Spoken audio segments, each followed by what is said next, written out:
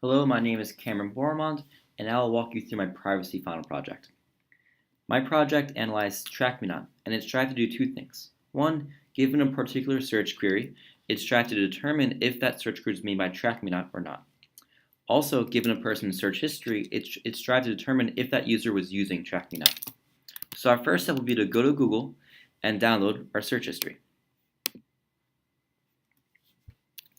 While that goes, we will go to the TrackMeNot extension, and you'll notice here that I've added a download logs button so that you can take all these logs and download them into a CSV file.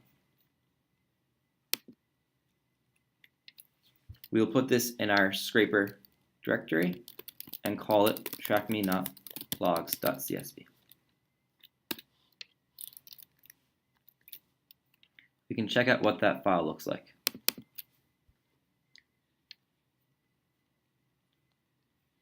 Here it is with all logs made by TrackMeNot since the last time you deleted that information from TrackMeNot.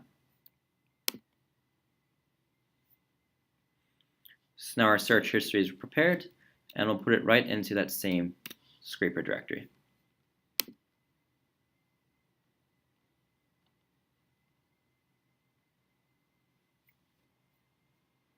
So now here we have in the scraper directory the take-up folder that was downloaded from Google. This file here has our entire search history. Now we'll go back to our program and we'll run it. So now we will run our program. Our program does a series of tests, but first it parses that entire Google search history file. We only want the searches that you made directly on Google. We don't want, for example, the fact that you visited Yankees.com or Facebook.com.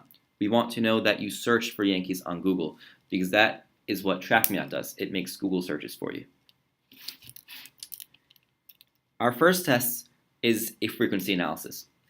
It goes through each query and looks to see if it's been made multiple times. If so, it determines that it was a query made by TrackMeNot. Another analysis it does is the popular seed analysis. TrackMeNot publishes some of its popular queries, as you can see here. We've taken that query list, and for each query we check if it is in this list. If it is, we guess that it was a TrackMeNot query. We run another test, in which case we test to see if either of those previous tests determined that it was a TrackMeNot query. If so, that test also determines that it was a TrackMeNot query.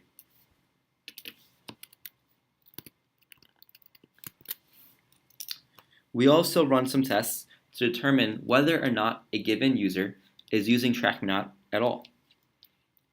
One of those tests checks what percentage of their queries are found in that popular list of TrackMeNot queries. Another test looks at how many of that user's queries are being repeated.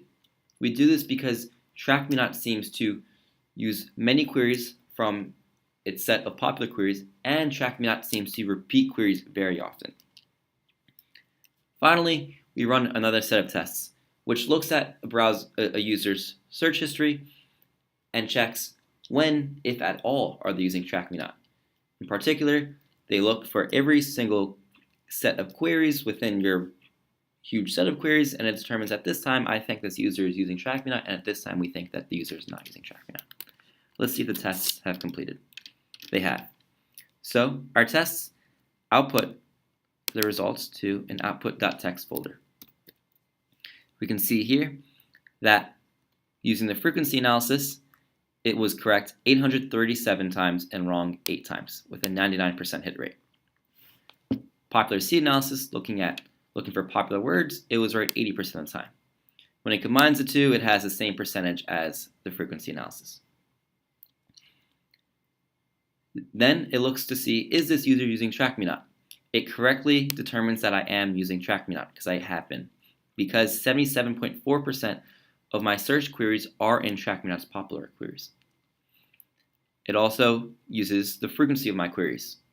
It says that 69.49% of my past 500 search queries were repeats. and therefore we think that you're using TrackMeNot. Again, it was correct. We also built a Google search results CSV file. So here we have the Google search results file made by our Python script. We can see that it gives the time that each query was made and also tells us exactly was it a TrackMeNot query or not. Here are our analyses. The frequency analysis, for example, for these first two queries was correct, but then for this third one was incorrect.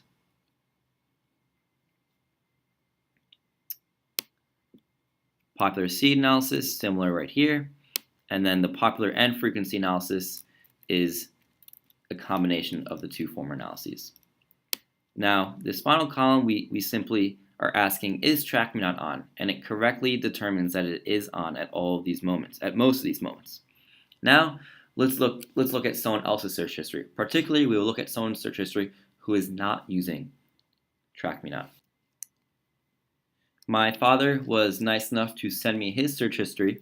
My father does not have TrackMeNot turned on. So we'll see what our Python scraper says about his information. So we download his search history into our scraper directory, and here is his search history in the myactivity.html file. We come back to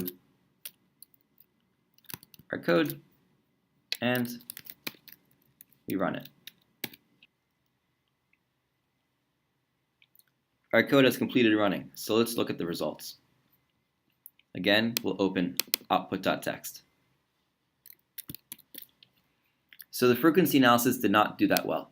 This is possibly because my father tends to make the same exact queries multiple times for whatever reason. The popular seed analysis, however, the analysis that looks at each query and determines if it's part of TrackMeNot's popular list of queries, did extremely well. Of 500 queries, it got 499 correct. Our test also correctly determines that my father is not using TrackMeNot because only 0.2% of his search queries were in TrackMeNot's popular queries list. Also looking at the frequency of queries, checking how many of his queries are repeating, that also determined that he's not using TrackMeNot, even though we only had a 38.6% hit rate over here. Overall, my experiment to me showed that cracking TrackMeNot and determining whether a user is using TrackMeNot is not a very difficult process, and even determining which queries of a user were made by TrackMeNot and which were not made by TrackMeNot is also not a very difficult process. Thank you.